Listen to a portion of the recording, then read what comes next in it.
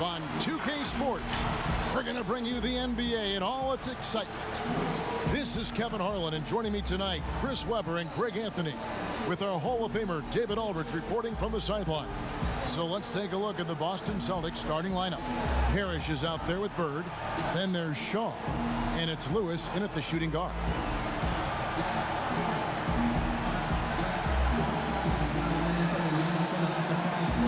Looking at teams with new coaches, Chris, how long do you think it usually takes a new system to get the kinks out and work properly? Yeah, hopefully you have veteran players because they can adapt the system a little bit quicker. Younger players, they might not, know the lingo. They might not know necessarily where to be. So you have to practice. And with practice time not being as a premium like it used to be, it's a little tougher. So it takes a while. You want to make sure you kind of look at the season, 82 games. You look at it in 4 20-game stretches, and you hope by that second 20-game stretch, you're into finding your rhythm as a team, and the team's starting to hone in on those little details. Good perspective. And with all their rangy wing defenders, the Celtics are well suited for the modern game. Oh, yeah, they make it tough for opponents to get clean looks on the perimeter, GA, with their defense. I mean, it's a strong defensive team also because of the competitors that they possess. Just 5 to shoot. Here's Gamble. Rebound by the Hawks. Last meeting was in Boston, where they were unable to fight off the Celtics. And their last time playing this club, foul trouble became a big problem for them. Their starters had to take an early stint on the bench. Yeah, and they can't afford a repeat of that. They need a lot more minutes out of their core group tonight. Now, here's Lewis. Got a hand on it. It's Rivers on the wing. Here's Conkamp. And good work on the boards. They pick up the second chance points. And it took them a while to get going, but they finally connected now on their 4th shot of the game. Jacks up a 3. And it's Rivers with the rebound. They've missed 3 of their first 4 shots, having a little trouble finding their legs. Wilkins dishes to Rivers. To the inside. Marvelous lead pass, and he throws it down. Oh, you have to appreciate the ball moving and the commitment to getting a high percentage look. Here is Shaw. And here's Bird from the arc. That's his second shot and his second basket. He's 2 for 2. Boy, he is looking confident. Love how they're using him so far. Yeah, that's because he's getting his number called early. I mean, he's doing his part to help carry the offensive load.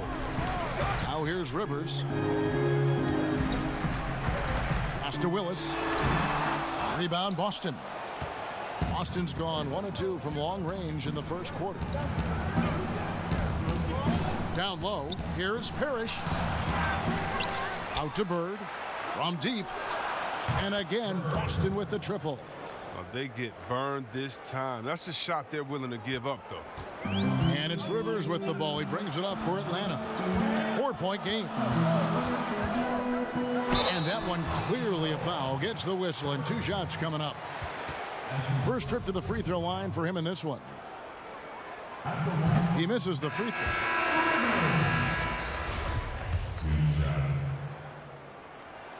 And the second free throw, good.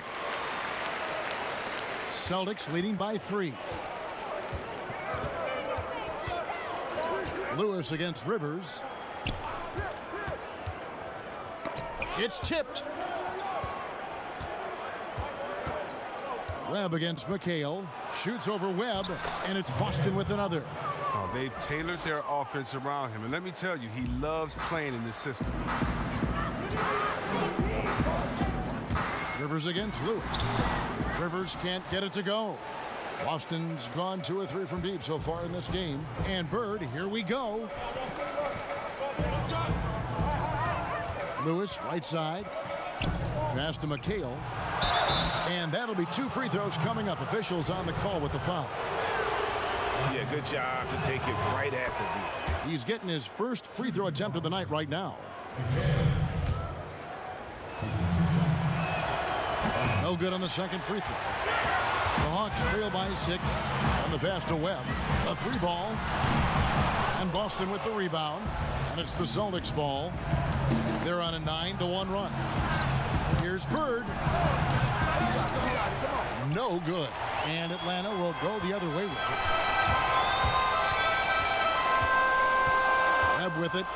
No points in the game yet for him. Bird pulls it in. Bird's got his 4th rebound with that last one here tonight. Shaw passes to Lewis.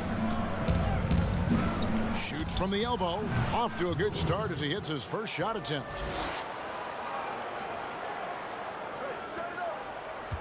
The Hawks trailing. They could use a big shot here to get this offense going. Too many empty possessions. Right now, they need a basket. Willis the pass to Conca. And once again off the mark by Atlanta. Celtics leading by 8. Here's Lewis. McHale up top. Pass to Bird. Over Wilkins. And misses it off the right side of the rim. The Hawks trail by 8. Rivers gets a wide open look. Up and in. It's good. First basket of the game for him. 1 for 4 shooting. The Celtics have gone just a shade under 50% from the field. 5 of 11. Here is Shaw. Guarded by Webb. Rivers against Bird.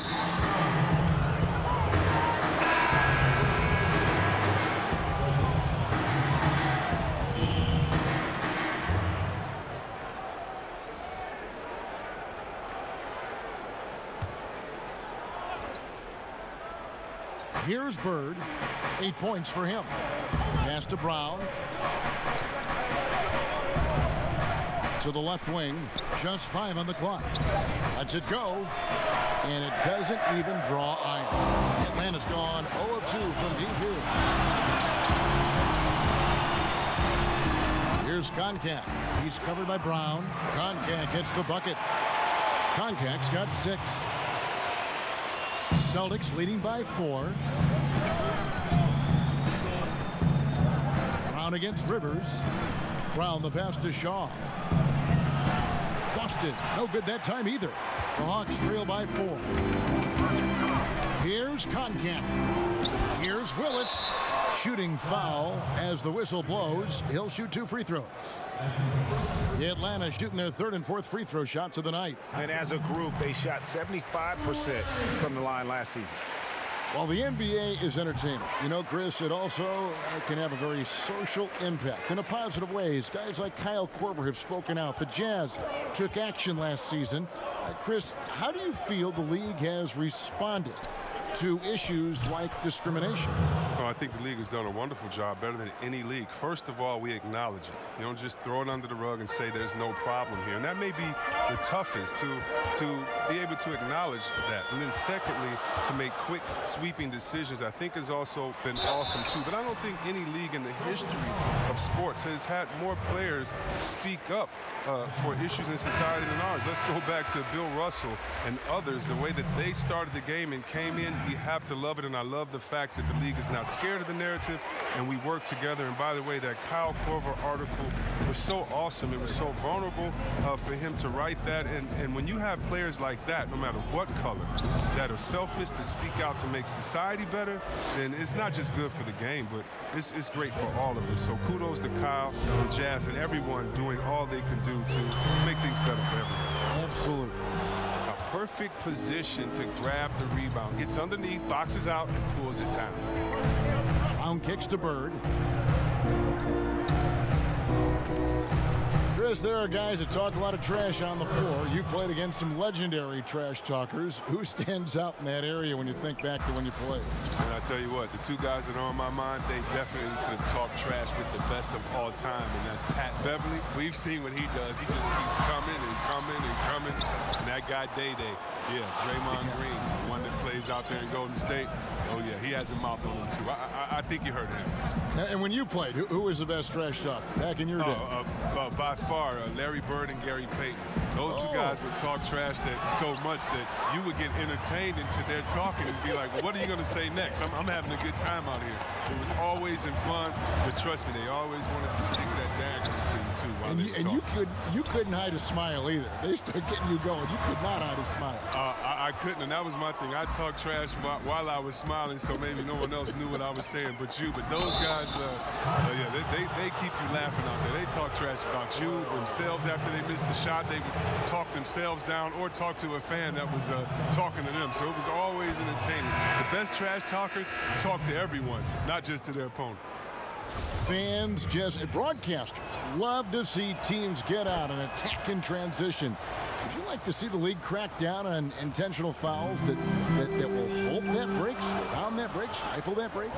No, because the home fans or the fans of the team that's fouling doesn't want that team to get out and get an easy 2 points. I mean, we still have to have defense in the game, so anything that takes away from team scoring, you just can't say, well, we want to watch them score, don't do it. No, and very honestly, if you're an unselfish team, usually on those breaks, it's usually because a player holds the ball too right. Usually they have another open player in front of them that they can pass it up to, and if you're an unselfish team, usually you'll still give the fans what they want. And that's a crazy highlight on the break. Lock at 6. Brown the pass to Parrish. And stolen by Malone. Guys are looking for a spark here. Yeah, a cold stretch offensively, for sure. In the corner, Farrell. 6 to shoot. Passes it to Conklin. They could use a bucket. Lewis grabs the board. The only place for shots like that are in shoot-around. All right, there's some guys you let take that shot, but to be honest, he ain't one of them. And here's Farrell. He'll bring it up for Atlanta. Trailing here by 8. Battle. And foul on the shot. He'll shoot 2 at the free throw line. I tell you what, he earned his money on that foul. The Hawks have hit most of their free throws tonight, 5 of 6.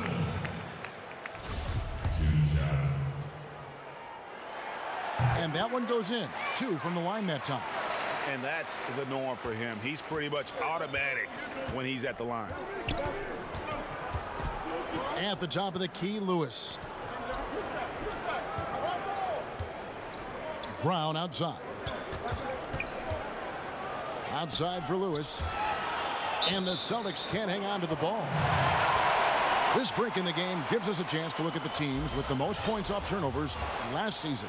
5th on the list, the Celtics. And this team, in terms of scoring off of turnovers, that became the identity. I mean, they really look to disrupt and cause problems defensively. And boy, do they take advantage on the other end. Malone passes to Conklin. Nice ball movement here by Atlanta.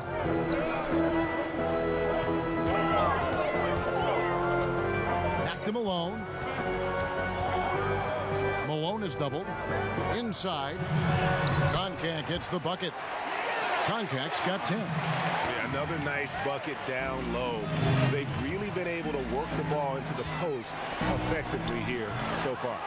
And it doesn't even matter that he's surrounded on that possession. He's got the size to pull those boards down anyway. On the night, he's gone 2 for 2 at the stripe. First free throw is good.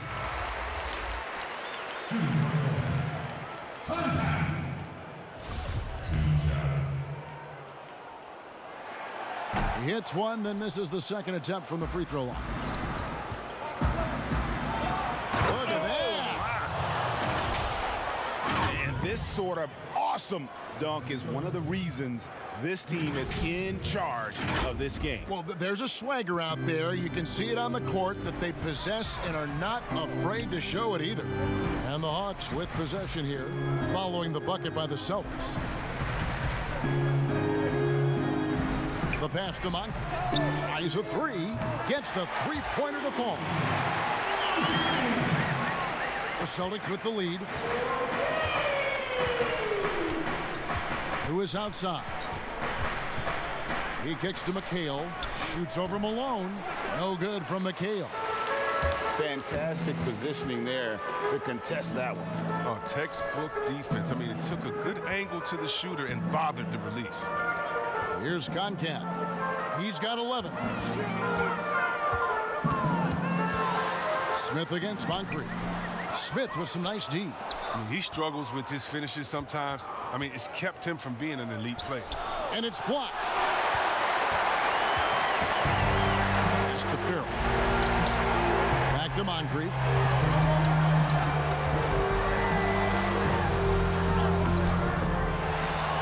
Pass to Malone. And he sinks that one, hitting the back of the rim on the way in. And that'll tie this game up. Boston's gone 2 of 5 from three-point land here in the first quarter. Now Smith.